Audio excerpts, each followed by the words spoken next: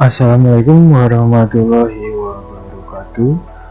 Oke, kali ini saya akan memberikan tips untuk penulis-penulis yang ingin menerbitkan buku secara bersama-sama atau di tempatnya seperti kumpulan atau antologi cerpen atau puisi.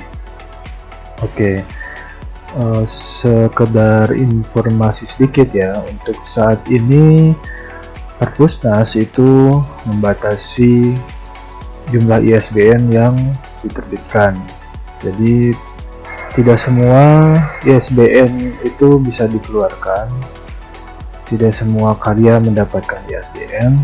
Jadi banyak naskah-naskah yang ditolak oleh Perpusnas, sehingga kita sebagai penerbit juga menganjurkan kepada penulis untuk lebih teliti lagi mengumpulkan naskah atau menulis naskahnya. Nah, oke, kali ini saya akan memberikan tips sekaligus ingin mencoba review buku-buku yang merupakan antologi. Oke, untuk yang pertama itu saya akan kasih persyaratannya. Nah, untuk judul itu harus lebih spesifik. Jadi untuk judul sebuah karya antologi, cerpen maupun puisi itu harus spesifik. Jadi tidak boleh misalnya ya mahir menulis atau menulis buku atau enggak antologi cerpen atau enggak kegiatanku menulis, atau pokoknya yang berkaitan dengan kepenulisan sebaiknya dihindari karena itu terlalu umum dan juga lebih bisa dibilang hanya untuk kalangan pribadi. Jadi untuk judul harus lebih spesifik lagi. Misalnya ini diambil contoh temanya ya, temanya misalnya membahas tentang ibu gitu.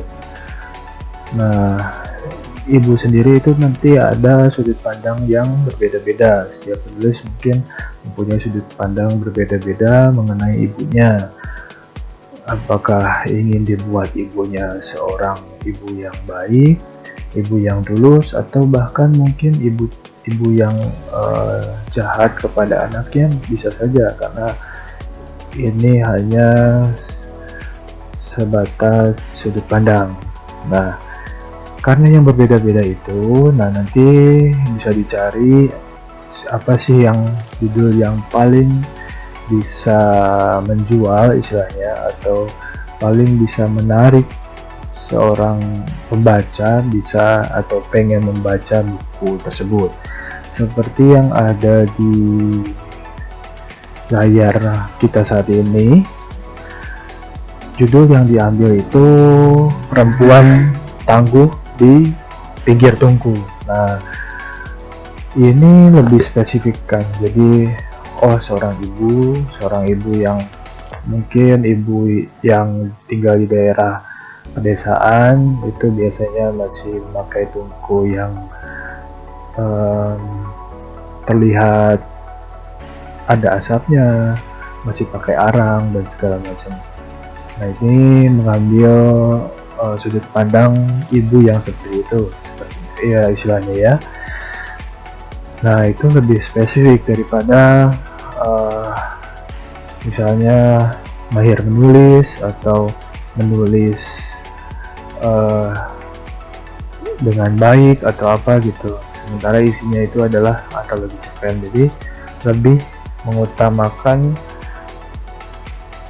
judul yang lebih spesifik dan menarik tentunya, karena sekarang Perpusnas itu ingin penerbit-penerbit itu bukunya laris-laris dan penulis-penulisnya juga makmur-makmur, istilahnya gitu sih. Kalau misalnya dari kepala Perpusnas kemarin itu ngasih informasi kepada beberapa penerbit. Jadi intinya tuh kita selaku penerbit, selaku Perpusnas, selaku penulis turut bekerja sama untuk meningkatkan daya jual, daya beli, daya kreativitas penulis agar nanti bukunya layak untuk diterbitkan. Nah, seperti itu ya. Jadi itu salah satunya, judul harus menarik dan spesifik. Seandainya itu kan antologi itu kan biasanya bersama beberapa penulis. Nah, kita cari saja judul yang kira-kira penulis mana nih yang menarik untuk ditempelkan di bagian depan atau judul utama dalam buku tersebut. Oke ya.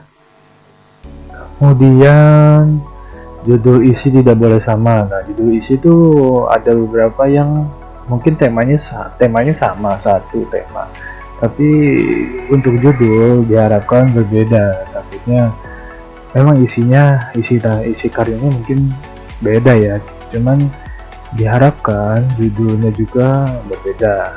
Oke. Kemudian judul langsung ke isi cerita. Ini beberapa judul yang ada di karya ini. Ini judulnya sudah cukup bagus.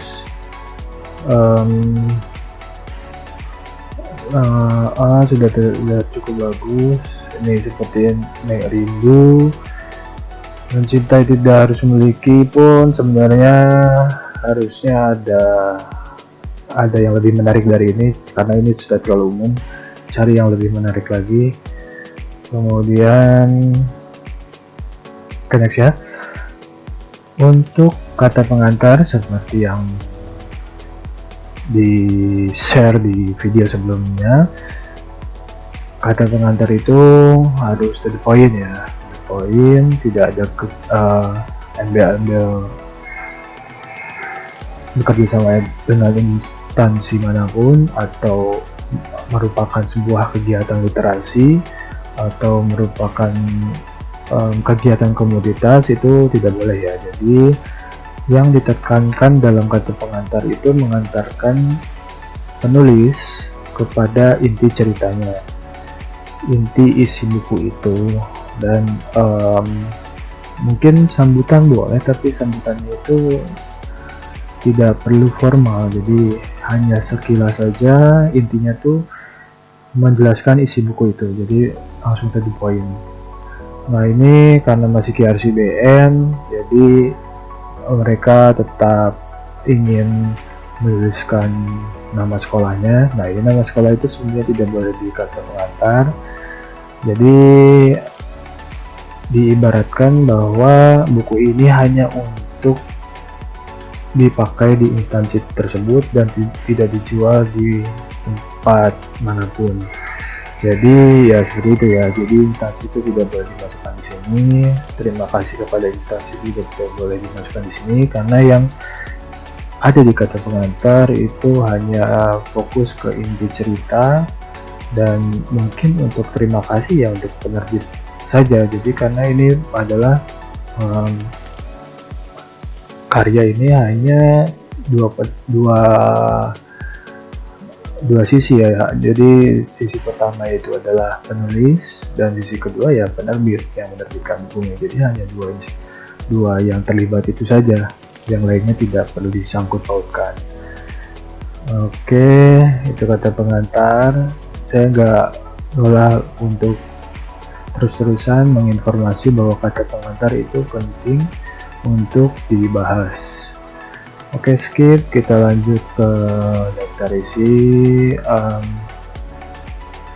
Untuk nama kita harus menghilangkan nama jabatan ya, profesi itu dihilangkan.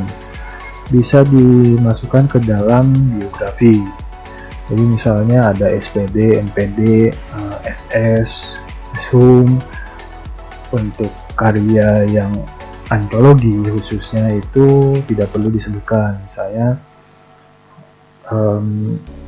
penulisnya Citra Kirana, SPD, MPD. Nah, itu SPD MPD-nya dihilangkan saja.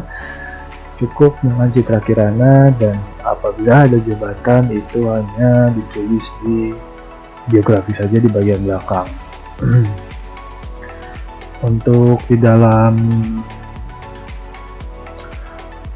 bagian awalnya juga ini penulis naskahnya karena bukan dari ISBN atau tidak mengharapkan ISBN, ini langsung SMA 1 ya. Nah, kalau misalnya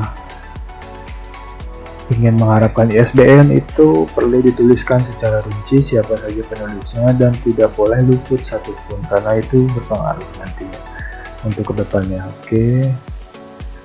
Terus, nah untuk antologi biasanya diutamakan mungkin satu tema boleh, tapi lebih diutamakan karya fiksi. Jadi mohon untuk beberapa penulis yang masih ada yang mungkin ada pengalaman yang ingin disampaikan di dalam karya tersebut, tetapi bisa digambarkan secara fiksi saja. Jadi misalnya di situ tertulis aku bla bla bla pernah ke Singapura dan segala macam, itu kan berisi pengalaman. Nah memang yang lebih banyak diterima itu karya fiksi. Kalau pengalaman berkegiatan, terus berkegiatan menulis, proses kegiatan penulisan itu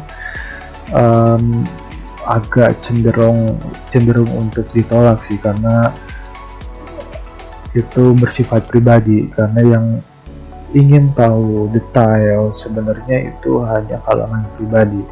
Untuk pembaca sebenarnya tidak perlu membaca pengalaman penulis sendiri, lebih ingin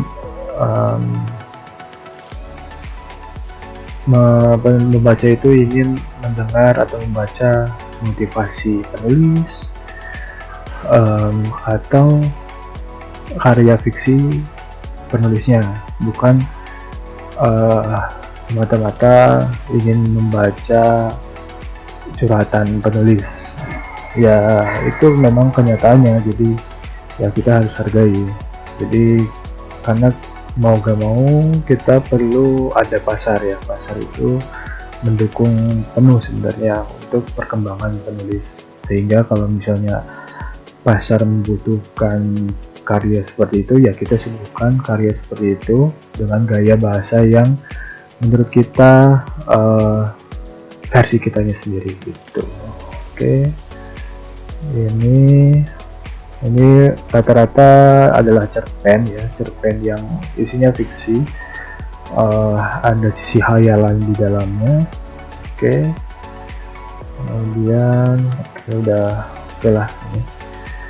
Jadi paling ya gitu ya, penulisannya itu harus lengkap datanya, terus judul harus spesifik.